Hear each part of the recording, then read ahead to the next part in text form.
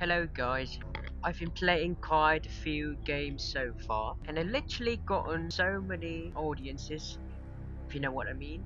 So, this is an extremely brand new series, Testament of Sherlock Holmes. Hope you enjoy it.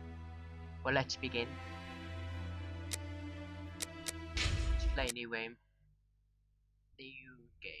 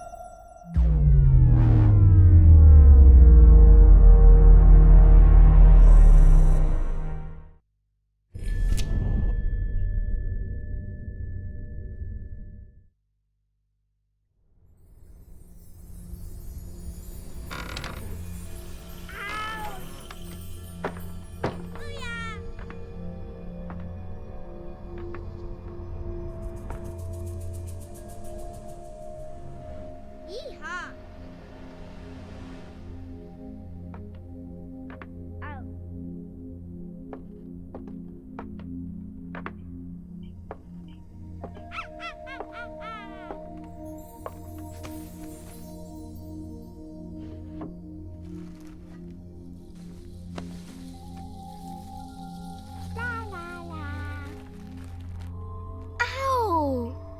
Ah! What's this? No! Baba. Boop, boop. La la la. Look kids, it's Dr. Watson. Touch it, touch it. There we go.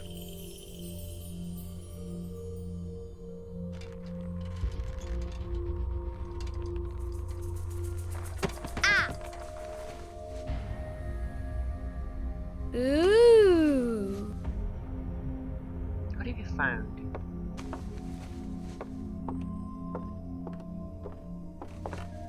What is it? Oh, look! It's a book! Well, it's a book. Look at it. Look Maybe at it. it's a book about pirates with a treasure map. No, I don't think so. I wish that I had seen through all your lies. Oh, start from the beginning, not the middle. And so I decided to pick up my pen to relate the most disturbing episode of my life thus far. It all began early one morning in 1898, when Sherlock Holmes invited me to accompany him on a visit to the Marquis of Conyngham.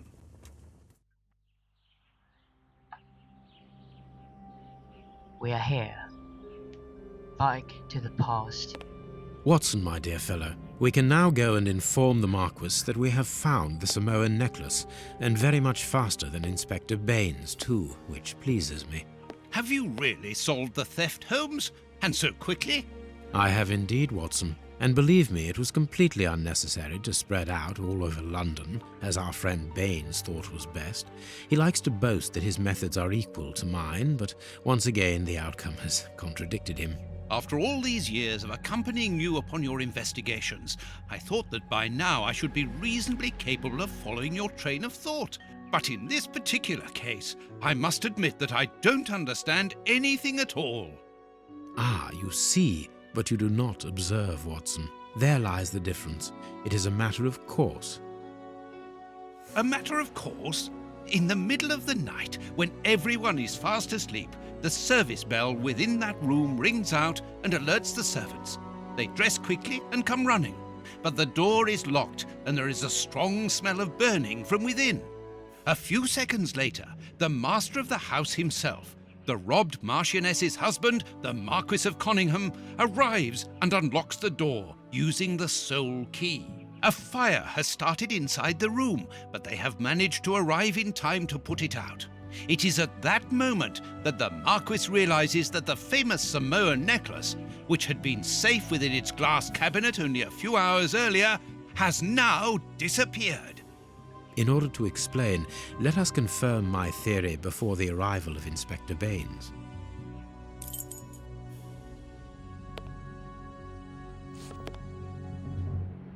Alright. Where should we go now? This window What is- was cut with a diamond. A clean, discreet piece of work. This is where the necklace was. See how tiny the hole is, and not one fingerprint upon the window. Well, we should go to the window to check. See where it go. All the windows are locked. They've not been forced. A mark undoubtedly made by a diamond. Someone tried to cut the glass, but he was interrupted. Therefore, the thief tried to escape through the window, but he was interrupted. Yeah, I said it before, John. Go to the chimney, you see a hand icon modifying. Get it? Right mouse button. Yeah, I got this. Use this, please. Near the piano, alright? I'm going to... here. Look Let at us the examine the sheet. crumpled scores that have...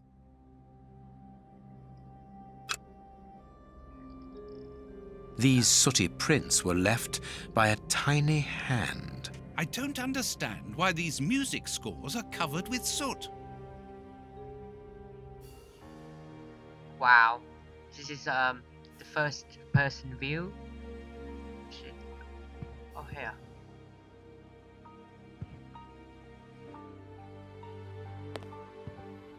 No, I like this. I prefer this view. Left. Right. These documents are not very interesting, even though they're addressed to the Minister of Maritime Affairs. The Marquis himself.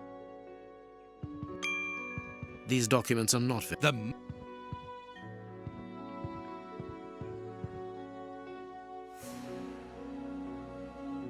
A candle. It must have fallen from the chandelier. Not very well kept, this aquarium. I can see a dead fish floating on the surface. Well, I can see that too. This draft screen makes an ideal hiding place. As the theft was committed at night, I conclude that the thief hid himself behind the draft screen and waited until he was alone in the room.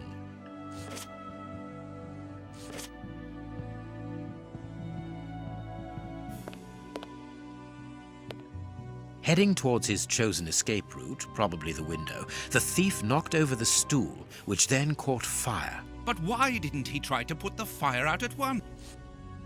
I don't know. The chest wasn't opened. The necklace wasn't in it. Footprints. You are not going to get on your knees to examine them. There is no need. It is soot. The servants must have trodden in it while they were putting out the fire. Check the chimney. The fire started here, just beneath the bell pull. Whoever pulled the cord would have had his feet in the fire, unless it was pulled before the fire started. Uh-huh. Strange. There are some objects here that have been knocked over.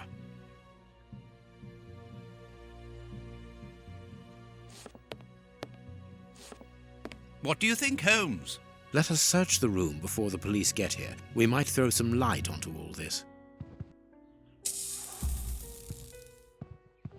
Strange. There aren't any prints. Yet I'm sure that the thief hid here.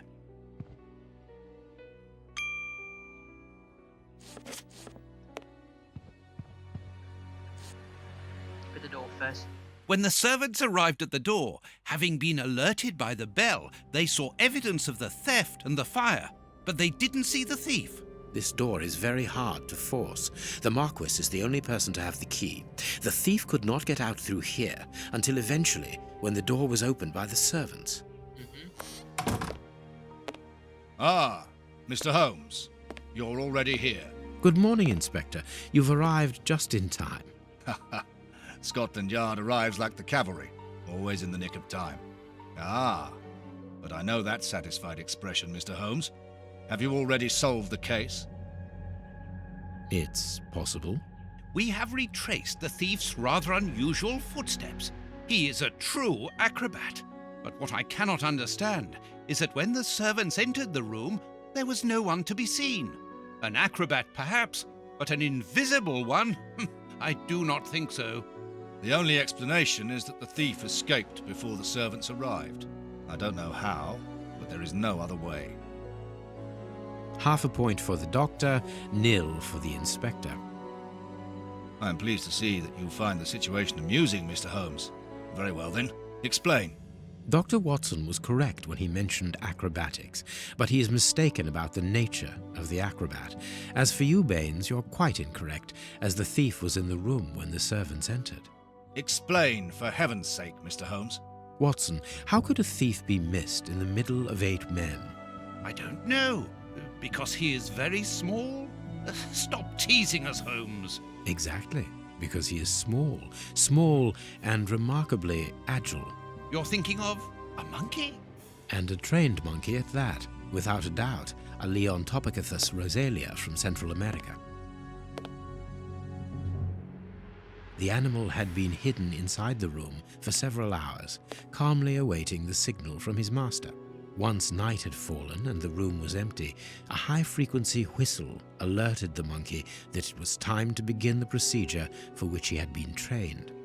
The monkey emerged from his hiding place and used the point of a diamond to open the glass cabinet and steal the necklace.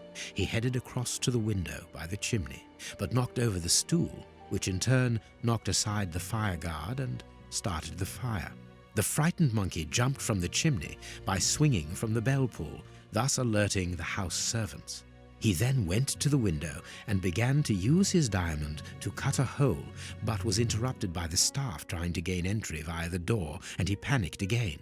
He ran across the piano, scattering the music scores onto the floor, before hiding inside the chandelier, knocking over a candle.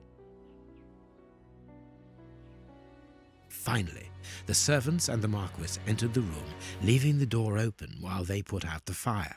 It was during the confusion that our agile little thief made his escape through the doorway. As simple as that. A brilliant explanation. Bravo, Holmes. And the necklace? I can see it from here, my friends. It's right in front of us. We have searched the room from top to bottom, Holmes. How were we unable to find it? Because we paid insufficient attention to the only victim of this affair. What victim? No one is dead?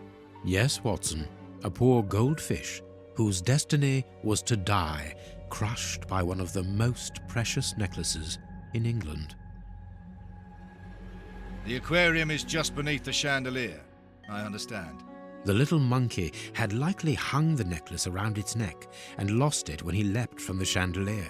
The jewels fell into the aquarium, where they remain now.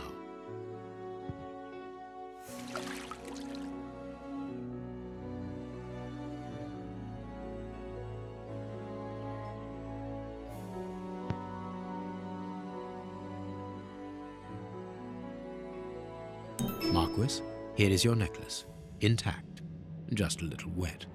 Mr. Holmes, this brilliant demonstration does credit to your reputation. Thank you so much, Marquis. Do you wish to verify the authenticity of your jewel? No, I recognize it. I have spent many hours admiring it, you know. Good. I will return it to its box and... Inspector, a bank has just been held up. You must follow me at once. Orders of Scotland Yard. What times? Sirs, duty calls. My regards, Marquis. And well done again, Mr. Holmes. There, the necklace is in its box. We've lost enough time here. Let's go home, Watson.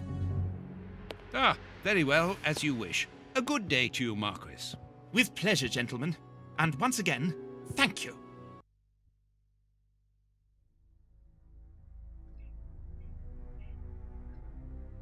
Well, our first mission completed. Quite a piece of cake. And I suppose I have to see you next time.